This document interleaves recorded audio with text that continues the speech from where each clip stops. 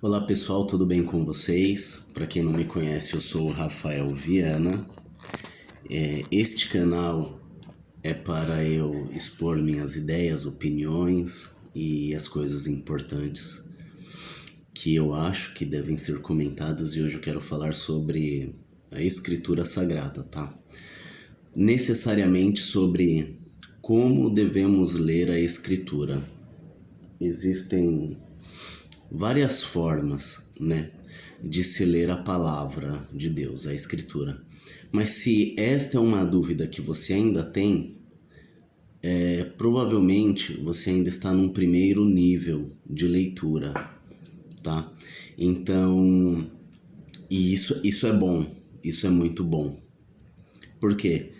Porque eu vou dar um ponto aqui, eu vou pontuar algo em que geralmente muitas pessoas pulam esta primeira etapa da leitura e que não deve ser ignorada por você que me ouve, tá? Se você gostar desse conteúdo, não esquece de se inscrever no canal, deixar o seu like, compartilhar com seus amigos em grupos, aquelas pessoas que você sabe que têm interesse a respeito deste tema. Bom, a primeira forma de se ler a Escritura se você é brasileiro e está me ouvindo aí no Brasil, você sabe que nós brasileiros não temos muito o hábito de ler, né? E em todo o mundo não é todo mundo que lê, né? Não são todas as pessoas que têm o hábito de ler. Então, se este é o seu caso, primeira coisa, você tem que ter um lugar para ler. Mas vou dar um exemplo. Eu desenho, eu gosto de desenhar.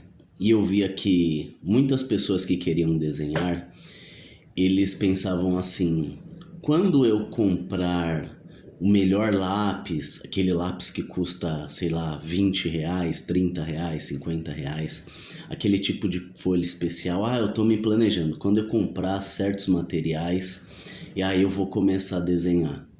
E na verdade, para você começar a desenhar, você deve simplesmente ter um lápis qualquer e um caderno e você já começa a desenhar. Da mesma forma é a leitura.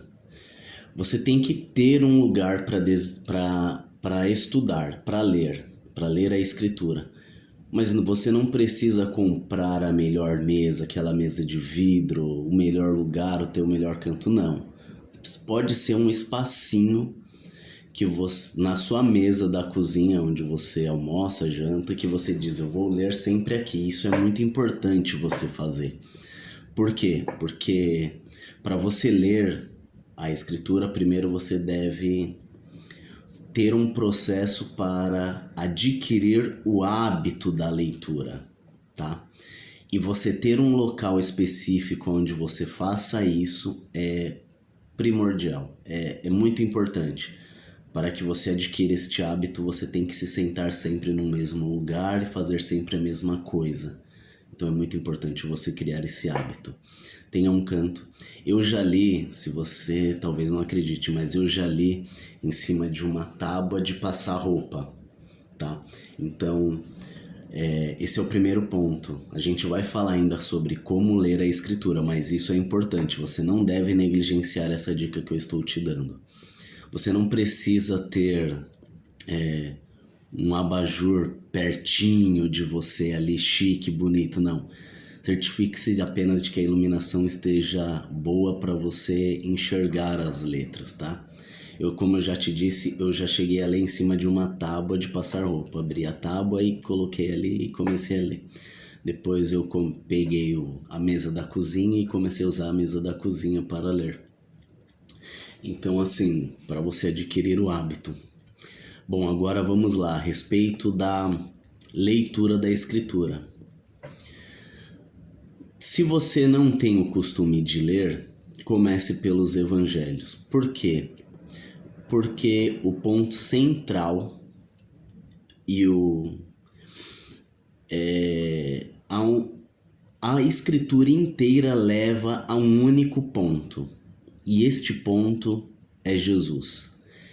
Este lugar é Jesus. A escritura inteira te leva a um único local, Cristo. Então comece pelos evangelhos, certo? E quando você fizer a leitura, não leia como se você... Não leia superficialmente, vamos lá. Não leia como se você estivesse imaginando como você pregaria aquilo. Como você... Não leia pensando como você pode falar isso para alguém. Não faça isso. Porque a maioria das pessoas já vão direto para essa parte. Principalmente os pregadores que estão iniciando, né, o ministério da pregação, eles leem as escrituras geralmente assim. Eles veem uma frase e eles pensam: nossa, isso dá uma mensagem, eu deveria pregar isso. E isso está totalmente errado. Não vá para essa etapa. Existem algumas etapas anteriores, e a primeira é: você deve ler e pensar, eu preciso viver isso, eu preciso viver isso. Então comece pelos evangelhos. E, por exemplo, se você escolher o evangelho de Lucas, comece do capítulo 1, e você não precisa ler sistematicamente um capítulo, mas...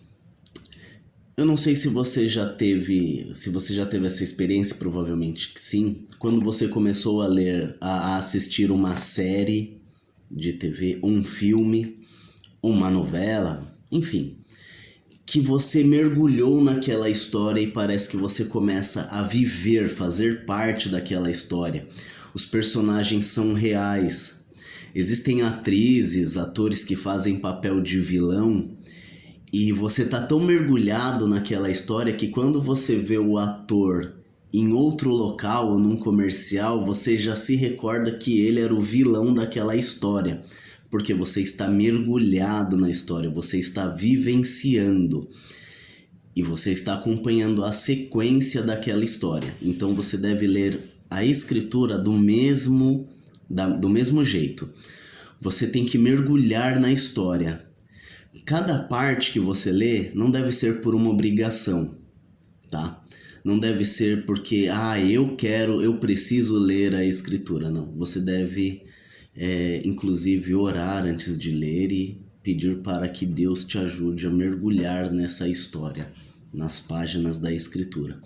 E para você fazer isso, você precisa acompanhar a sequência. Então, se você começar em Lucas, capítulo 1, quando você parar, você marca essa página. E amanhã, quando você voltar a ler, você vai ler dali da onde você parou. Bom, então nós falamos sobre ter um local. É importante que você leia sistematicamente, diariamente, e que você leia como se você estivesse fazendo parte dessa história. Você tem que ler como se você fosse um personagem que está dentro dessa história e está visualizando. Você, com a sua imaginação, deve visualizar cada parte. Por exemplo, quando o evangelista conta sobre Jesus saindo da cidade de Jericó e encontrando-se com um cego sentado à beira do caminho, e este cego gritava. Você tem que ser capaz, se você está mergulhado na história, a leitura te envolve de tal maneira que as palavras viram imagens em sua cabeça e você começa a enxergar realmente aquele homem gritando por socorro para Jesus o curar, para que ele viesse a enxergar. Então você tem que ler desta maneira. E uma outra coisa, você deve, que é o ponto mais importante, você deve aplicar isso à sua vida. Eu vou dar um exemplo. Eu tô aqui com a Bíblia aberta no livro de Lucas, no evangelho que Lucas escreveu, no capítulo 6. Não se preocupe, quando você lê os evangelhos, não se preocupe muito com arqueologia, com contextualização judaica. A primeira fase da leitura deve ser uma fase de aplicação pessoal. E então a gente vai ver como que se faz isso agora. Então eu tô aqui em Lucas capítulo 6, para dar um exemplo. E eu vou ler do verso 28 ao verso 31. Que, se você quiser pausar o vídeo e pegar uma Bíblia, ou depois que eu ler você pausar e abrir aí um aplicativo da Bíblia online e ler também esta passagem, tá bom? E aí você volta a assistir o vídeo. Lucas 6, do 28 ao 31, que diz assim: Bendizei, ou melhor, fale bem dos que vos falam mal, e orem pelos que vos caluniam. O que te ferir numa face, ofereça-lhe também a outra. E ao que te houver tirado a capa, nem a túnica recuses. Dá a qualquer que te pedir, e ao que tomar o que é teu, não lhe tornes a pedir. E como você quer que os homens façam a você, da mesma maneira, faça vós também. Olha que tremenda esta passagem. Se você ler superficialmente ou ler apenas para pregar ou apenas para falar às pessoas, é uma coisa. Agora, quando você lê para aplicar isso na sua vida, então é como se você primeiro tivesse que decorar, memorizar e fazer um exercício. Sempre que você perceber que você desrespeitou esta ordem de Cristo, você deve fazer uma reflexão, pedir perdão em suas orações e tentar se exercitar novamente nesta palavra. É assim que você deve fazer a leitura. Você deve ler e dizer para si mesmo: eu preciso aplicar isso em minha vida. O que Cristo disse deve estar em mim. Tem uma outra passagem em que Paulo ele vai dizer que o exercício físico para pouco se aproveita, mas que nós devemos nos exercitar na piedade, na fé. E é a mesma coisa, é este exercício. Eu sei o que é para fazer, então eu já li, eu memorizei e eu vou sair com isso no meu coração para viver o meu dia. E sempre que eu tiver a oportunidade de vivenciar esta palavra, eu devo exercitar. E no começo, o exercício, ele é forçado. Mas com o passar do tempo, isso vai se tornando parte da sua vida e molda o seu caráter, a sua personalidade, quem você é. Vai moldar a sua forma de pensar, a sua forma de enxergar as pessoas, a sua forma de viver. Então, no começo, é um exercício que está vindo externo, de fora para dentro. Só que a repetição constante deste exercício molda quem você é, e aí parte para ser praticado realmente de dentro para fora, tá? E você só consegue fazer isso se você ler desta maneira. Se você tiver o objetivo de ler como uma aplicação pessoal, tá? Vou te dar um exemplo.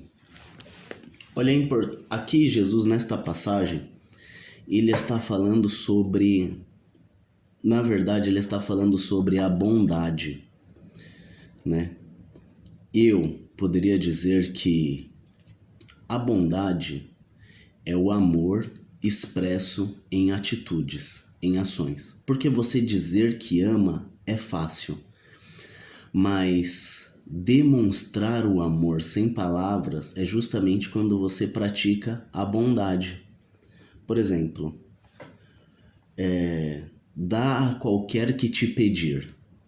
Olha o que Jesus está nos ensinando. Dá a qualquer que te pedir. Isso não significa você dar só dinheiro ou uma moeda no farol.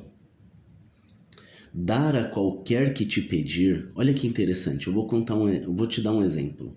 Eu tô morando aqui em Portugal e eu comprei uma geladeira. Aqui eles chamam frigorífico. E durante 2 ou 3 semanas eu não consegui trazer essa geladeira para casa que eu aluguei, porque eu não conseguia carregar sozinho a geladeira. Então falei com um colega de trabalho e não deu certo para ele me ajudar. Falei com um outro, falei com um terceiro e falei com um quarto.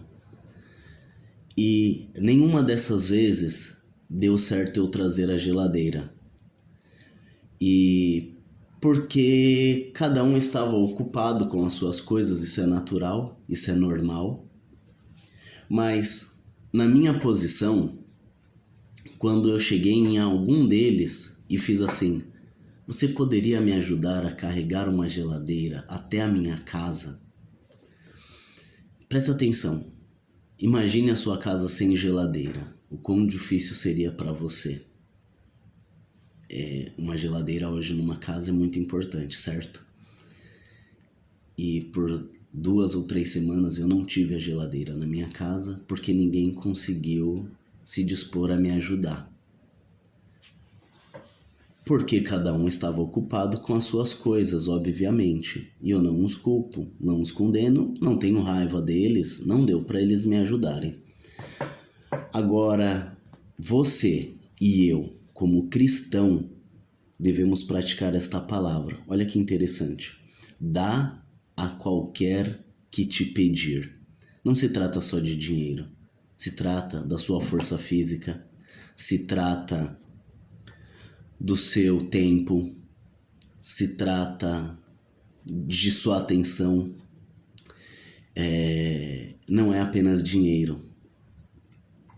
E aí Deus falou fortemente comigo, né? Porque depois foi criada uma situação, Deus criou uma situação e o meu chefe me ajudou a carregar a geladeira para cá, para casa. Olha que interessante. E aí Deus falou comigo sobre isso. Porque às vezes quando alguém vem te pedir algo, é porque ele está enxergando em você o único recurso que ele tem como fonte de ajuda, como ajuda. Você, quando alguém te pede algo, essa pessoa está enxergando em você um único ou um dos únicos recursos que ele tem para conseguir aquilo.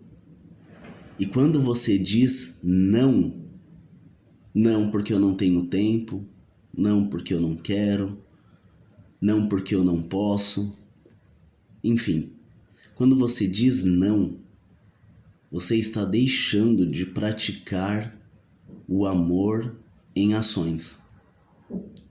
E se você tem tempo apenas para você, olha o quão egoísta você é. Dê a qualquer que te pedir. Dê o seu tempo. É assim que você tem que ler a Escritura. Você tem que enxergar isso e dizer: o que eu posso dar a alguém que me pedir? Quando eu posso fazer isso? Eu tô louco para praticar esta palavra. Entende? Então, sempre que alguém te pedir, esteja disponível a ajudá-lo. Eu já vi isso várias vezes. Às vezes as pessoas dizem assim: quando eu tiver muito dinheiro ou quando eu ganhar na loteria, eu vou comprar uma casa para fulano, eu vou ajudar Beltrano, eu vou ajudar muita gente. Mas não é isso que Deus quer. Não é isso. Olha o que Deus diz: se você tiver 2 blusas, dê uma para quem não tem. Ele não quer que você ajude o maior número de pessoas possíveis. Ele quer que você dê a qualquer que te pedir. Entende? Não cria essa ilusão de que, eu sou bom, mas eu vou ajudar quando eu puder. Não, você pode agora. Doando uma blusa para alguém, doando um tempo, meia hora do seu dia para alguém. E você será recompensado por Deus, porque essa é a palavra, tá bom? Então leia, continue a ler o Evangelho de Lucas, eu recomendo.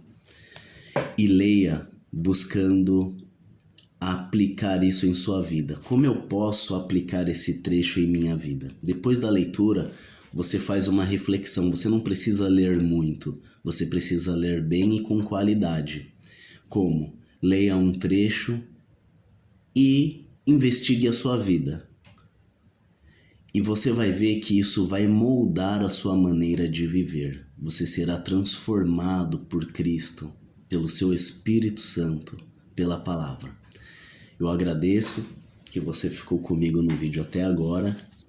Se você gostou, curta, compartilhe. Compartilhe nos grupos de WhatsApp, tá bom? Forte abraço, que Deus os abençoe. Até mais.